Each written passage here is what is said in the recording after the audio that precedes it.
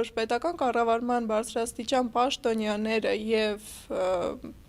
նրանց թիմի մնացած անդամները նույն ավտոբուսով ընդհանրապես ճիշտ չի, որովհետեւ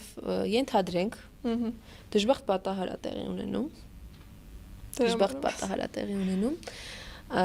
Եվ ավտոբուսի մեջ են լինում օրինակ վարչապետը, պաշտպանության նախարարը, առողջապահության նախարարը, կրթության գիտության նախարարը, դու պատկերացնում ես, որ կառավարական վերնախավը մի րոպեում շարքից դուրս է գալիս։ Ես հենց դրա մասին էի խոսում ու արի հիշենք հոկտեմբերի 27-ը, երբ պետական կառավարման ապարատի վերնախավը, այսպես ասած, մահացավ կամ վիրավորումներ էին ստացել ու այդ ժամանակ շատ բարձր էր Ադրբեջանի կողմից հարձակման ռիսկը։ Հա, նույն իրավիճակը կարա հիմա ստեղծվի, եթե Աստված չանի,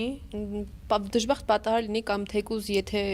գոնե 2 ավտոբուսով գնացեք։ 2 էլ չէ։ Հիմա օրինակ հիշենք մի քանի ամիս առաջ, երբ որ Բրյուսովի ուսանողները ավտոբուսով շուռ էին եկել։ Այո։ Ոչ մեկի զոհ չկար բարեբախտաբար, բայց կային վիրավորներ։ Բայց պատկերացնում եք ինչ է նշանակում, երբ որ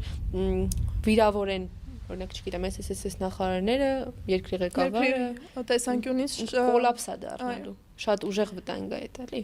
Բայց իրանց համար ինձ թվում է, դες չեն խորացել